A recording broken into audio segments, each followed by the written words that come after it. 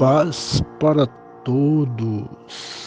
No vídeo passado a gente viu um momento glorioso, tremendo, onde Deus faz um milagre inacreditável na história desse patriarca chamado Abraão, onde ele, com 318 homens e mais a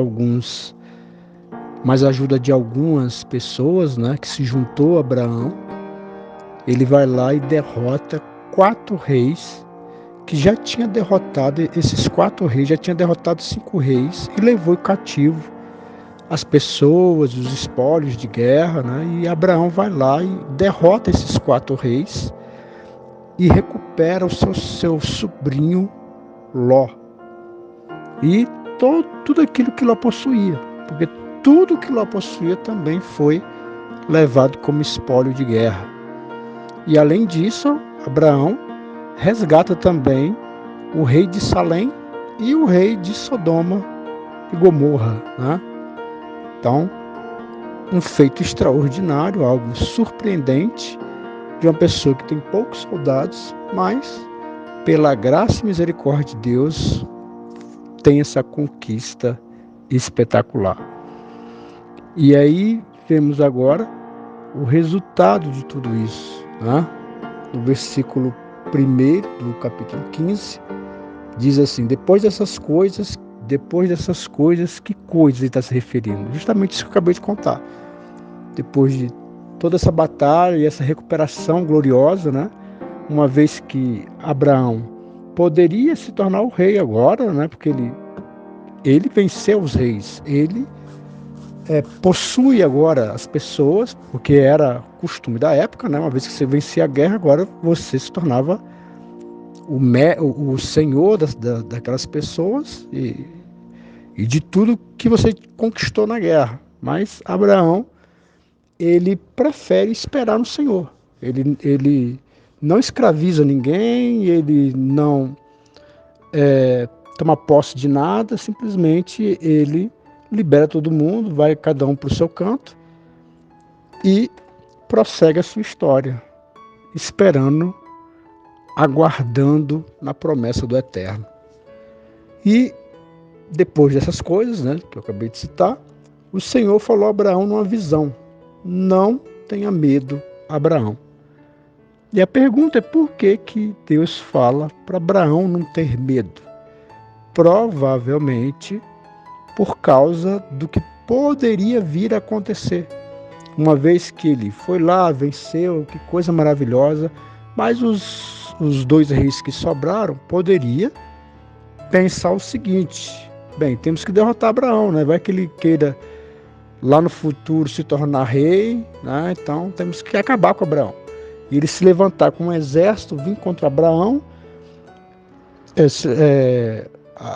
a juntar outros povos e aí destruir Abraão.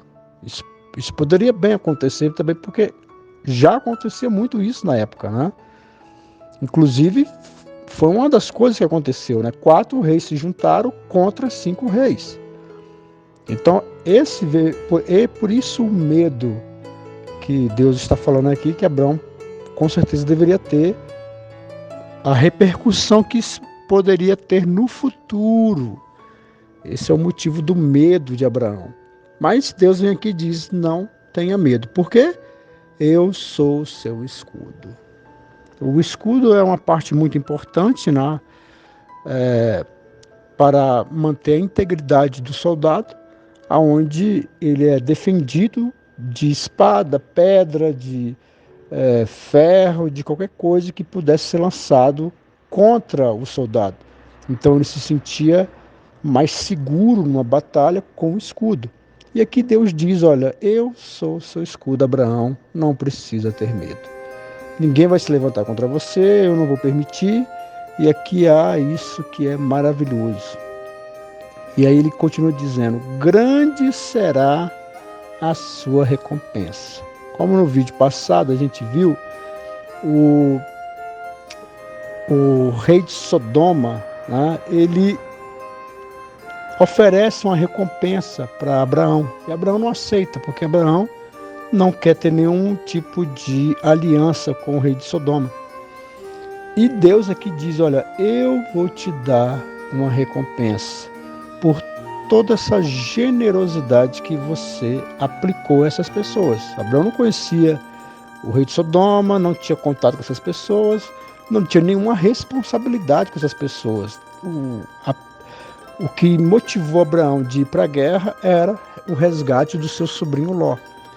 E era a única pessoa que de fato importava para Abraão. Então, uma vez que essas outras pessoas, o rei, esses outros reis, eles são levados, ele, como já falei, Abraão podia levá-los cativos. E por isso, essa oferta de recompensa, para apaziguar o coração de Abraão, para que ele possa ser mais aprazível aos olhos daqueles que foram recuperados. Porém, essa não é a atitude de Abraão. Abraão simplesmente não aceita nada disso. Ele libera todo mundo para cada um seguir o seu caminho. E Deus deixa claro que achou graça nessa atitude, que gostou do que o Abraão fez e disse, olha, as pessoas não te deram recompensa, mas eu vou te dar a recompensa. Então aqui nos mostra aqui nesse começo de passagem como Deus ele acha graça, quando a gente é misericordioso, é obediente, tem um coração generoso. São virtudes que claramente na Bíblia há um incentivo para eu ser e para você ser. Então todos nós temos que andar no caminho da generosidade, da humildade, do amor às pessoas, ajudar quando é possível. Claro que nem sempre é possível. Claro que tem pessoas que são aproveitadoras, Então a gente tem uma passagem que fala que sede prudente como a serpente e simples como as pombas. Então a prudência é algo muito recomendado na palavra de Deus. Porém, isso não deve deixar que o nosso coração não seja generoso. Pelo contrário, temos que andar nesse caminho de um coração grato, um coração rendido, um coração disposto a ajudar, principalmente a família. A palavra de Deus diz que aquele que nega a família, negou a fé. Então, seja generoso, quem você puder ajudar, ajude, e, claro, guardando as devidas proporções, Você não deve fazer mais do que você pode e também você tem que ser como uma serpente prudente para não cair em golpe ou então não cair na mão de pessoas aproveitadoras. Mas são virtudes que Deus se agrada e que quando você tem a oportunidade de fazer, faça. Seja generoso, seja grato, seja longânimo, seja bondoso para com as pessoas. Mas Abraão perguntou, ó soberano Senhor, que me darás se continuo sem filho e o herdeiro do que possuo é Eliezer de Damasco? Então, Abraão aqui ele faz um questionamento, porque chegamos num momento aqui complicado, Porque Deus fala que vai dar uma recompensa, e a pergunta é: que recompensa é essa, Porque o Senhor fez promessa, aqui não é uma reclamação, Entenda bem, aqui é um questionamento, porque você pode de fato questionar o Eterno, você pode colocar aquilo que está no teu coração, as dúvidas que estão no teu coração, colocar em oração para que Deus possa responder, esperando que Ele responda. Tem momentos que a resposta vai vir rápido, tem momentos que às vezes demora até anos, porém a resposta vem. Você tem que ser paciente para esperar a resposta de Deus. Então aqui ele pergunta: soberano Senhor, que me darás? O que eu vou ganhar? Qual que é a minha recompensa? Se continuo sem filhos. Por que ele fala isso? Porque ele já está numa idade muito avançada, que já é a terceira aparição, se não me engano, é a quarta aparição que Deus faz a Abraão, depois de anos. Quando Deus faz a promessa, Abraão está com 70 e poucos anos, agora aqui está acima dos 80, quase chegando nos 90. Então, ele fala assim, tudo bem, você vai me dar a recompensa, mas eu preciso de filhos para que essa recompensa possa passar para minha posteridade, porque ele já está em fim de carreira, já está, né, perto da sepultura. O que ele vai aproveitar com essa recompensa? Né? Nada. Então, ele precisa da posteridade. Então, por isso que ele questiona Deus. Uma vez que Deus fez uma promessa a um senhor idoso que é casado com a mulher que é estéril, que também é idosa. Então, eles não têm a menor condição de ter filhos. E aqui ele já faz uma proposta que era um costume da época, que uma vez que o senhor, né, dono de terra, tendo herdade, né, ele não tinha filhos, ele podia dar a herdade, dar a sua herança ao seu escravo de confiança. E aqui ele cita Eliezer de Damasco, que é um homem da inteira confiança dele, uma pessoa que ele aprendeu a amar, que também, segundo as leis da época, um escravo que tinha esse tipo de conexão forte poderia ser tratado como filho e assim receber os benefícios que um filho receberia. Por isso é que ele cita esse servo dele chamado Eliezer de Damasco, que ele também vai ser muito importante no futuro, né, quando o filho de Abraão, Isaac, vai se relacionar com a mulher. Mas lá na frente a gente vai ver isso aí. Então, e acrescentou, tu não me deste filhos algum, né? Como eu falei, os anos estão passando, né? O negócio está ficando complicado. Um servo da minha casa será o meu herdeiro. Como eu falei, é um costume, não tem nada de errado aqui, tranquilo. Só que aí Deus, o Deus eterno, o Deus maravilhoso, dá a resposta a Abraão. Então o Senhor deu-lhe a seguinte resposta: seu herdeiro não será este. Um filho gerado por você mesmo será o seu herdeiro. E aqui é complicado, né? Nessa altura do campeonato, Deus vem e fala para Abraão que ele vai ter um filho gerado por ele, gerado pela sua esposa. Já estão muito avançados em idade. O corpo da sua mulher já está enfermo. Estamos falando aqui de algo realmente extremamente dificílimo. Na verdade, impossível, né? Impossível. Não havia medicamento na época, não havia nada que pudesse ajudar essa mulher a reverter o quadro dela.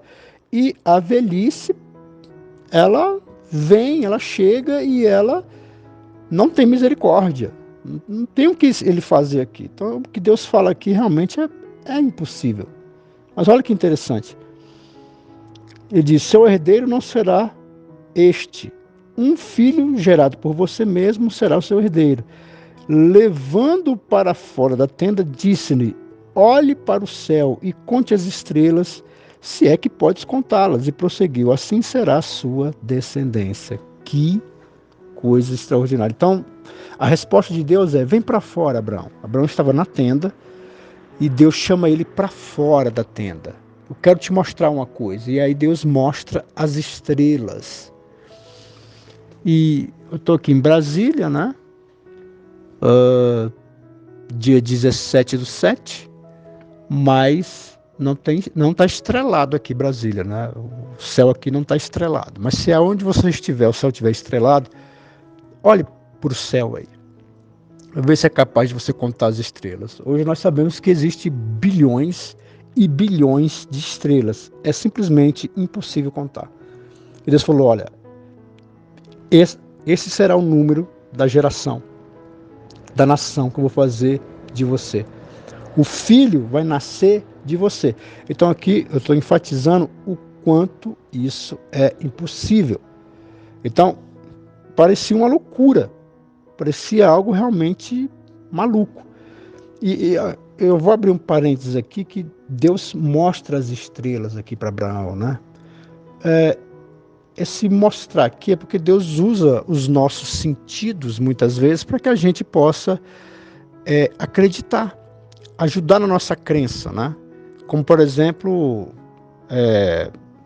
Moisés, as pessoas ficaram enfermas, né? E aí ele levanta uma serpente de ouro, né? E as pessoas tinham que olhar para aquela serpente E ao olhar para aquelas serpentes, simplesmente elas ficariam curadas, né? Deus usa algo visual para que as pessoas possam crer. Porém, o problema é que as pessoas começaram a adorar a serpente. As pessoas... não existe proibição de imagem, até porque se existisse proibição de imagem, logo nós não poderíamos ver desenho de Jesus Cristo, né? Não poderíamos ver filmes ou qualquer outra referência. Nunca teve problema com as imagens. O problema é quando a pessoa presta cultos. Tá? Quando a pessoa presta culto, aí nós temos um problema. Aí vem a idolatria.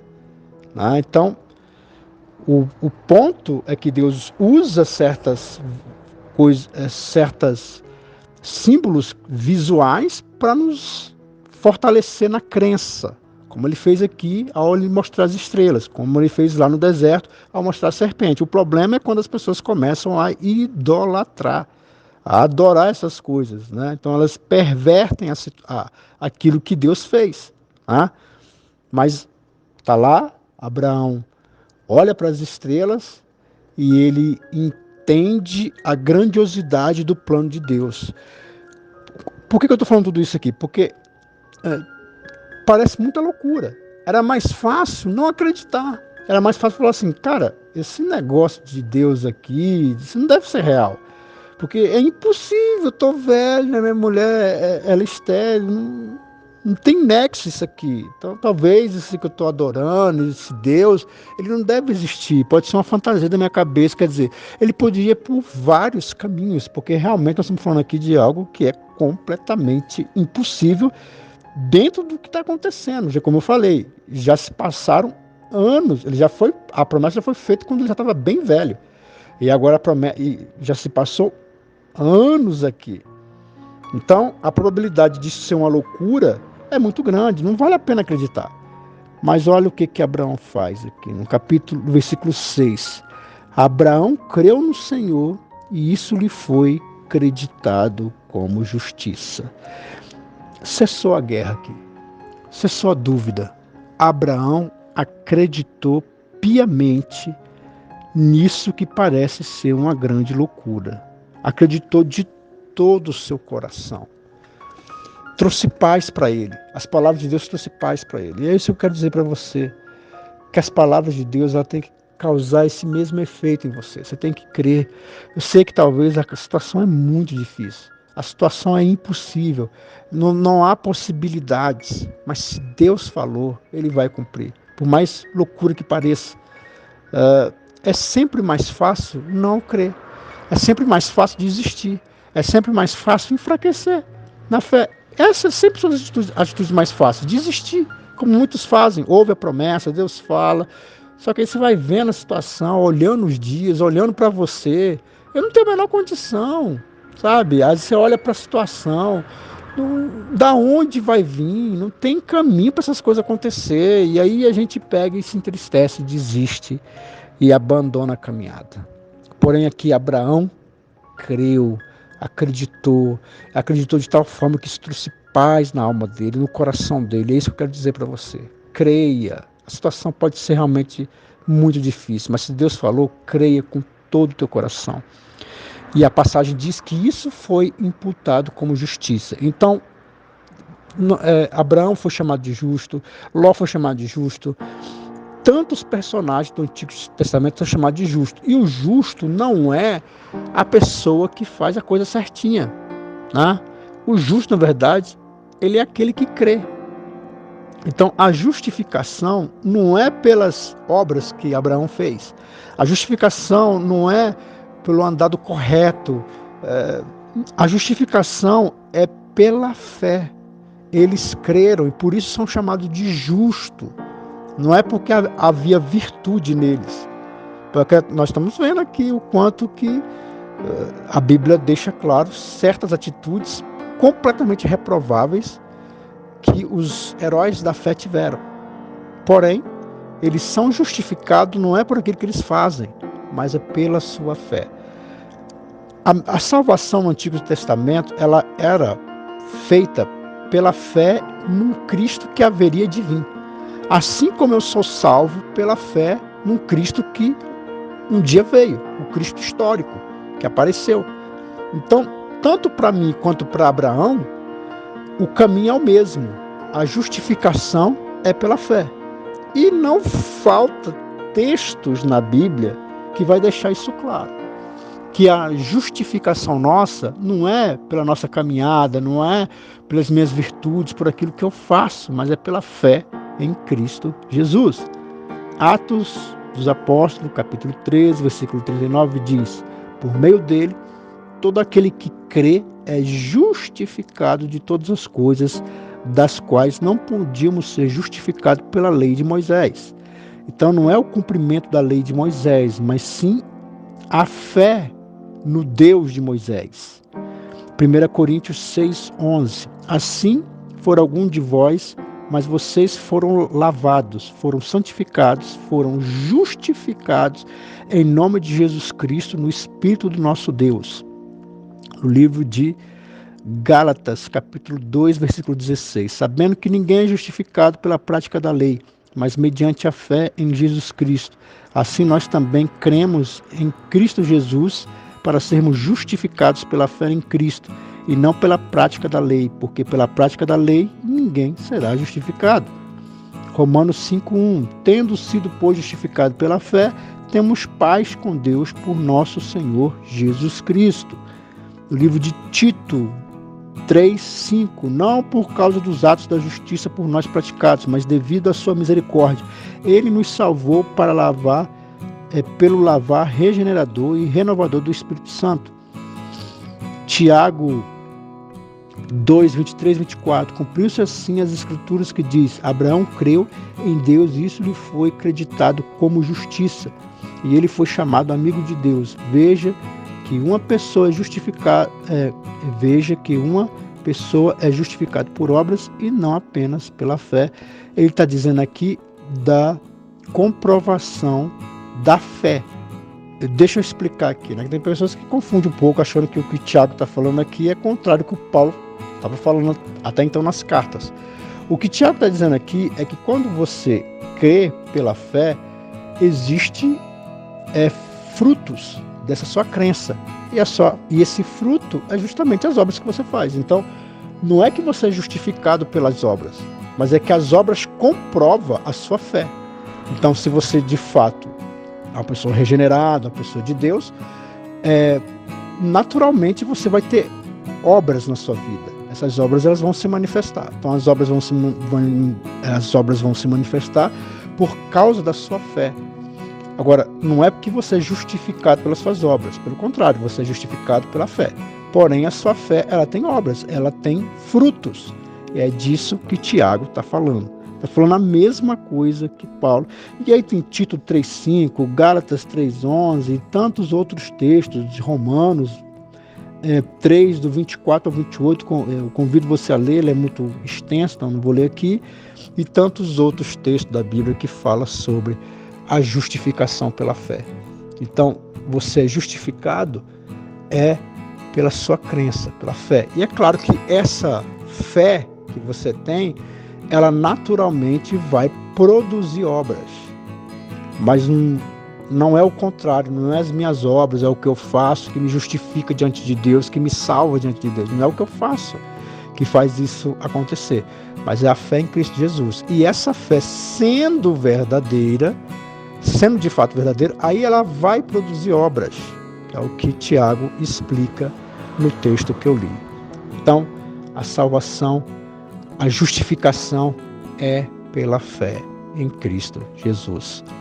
Todos os homens do Antigo Testamento foram justificados porque creu. Então eu quero convidar você a crer nesse Deus misericordioso, bondoso, que faz infinitamente mais do que eu peço e do que eu penso. Ore comigo, meu Pai.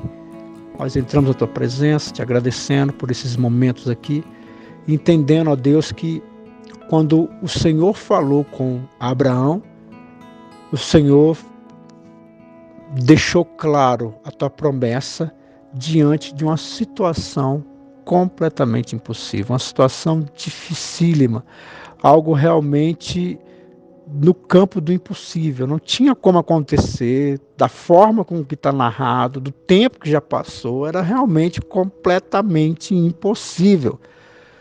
Mas Abraão, ao ouvir a sua voz, ouvir a sua palavra, creu. Creu de tal forma que teve paz. Creu de tal forma que cessou toda dúvida. Ele descansou no Senhor. E eu quero que essa pessoa, meu Pai, que ela entenda que quando o Senhor fala, nós temos que crer, ao ponto de descansar, ao ponto de nos tranquilizar. Meu Pai, toca nesse coração aflito, esse coração duvidoso. É tão fácil duvidar, é tão fácil ter medo, é tão fácil viver pelos nossos medos, que o medo nada mais é do que o contrário da fé. E é tão difícil crer, principalmente quando a situação é muito difícil, quando as circunstâncias estão contra. A tua palavra diz, ó Deus, que Abraão creu e isso foi imputado como justiça. Uma crença, ele acreditou de todo o coração. Abraão creu em Deus e isso lhe foi acreditado como justiça. Deus se agradou tanto dessa crença porque estava crendo diante de situação impossível. E eu sei que essa pessoa que está ouvindo essa mensagem, apesar de toda a dificuldade, todo problema, se ela crer, ela acreditar, ela vai ter paz e vai vivenciar o impossível acontecer. O impossível, ele é possível dependendo do que eu creio. Meu Pai, abençoa essa pessoa que está orando pela família, orando pela restauração do casamento, orando para que as portas venham se abrir, para que ela possa trabalhar. Meu Pai, que o Senhor venha fazer, que o Senhor venha abençoar de tal forma que essa crença venha a ser justificada. Que assim como Abraão foi justificado, essa pessoa venha a ser justificada por aquilo que ela crê. Crê na promessa, no Deus Todo-Poderoso, no Deus Misericordioso. Nos abençoa, nos guarda e nos ajuda. Em nome de Jesus. Amém.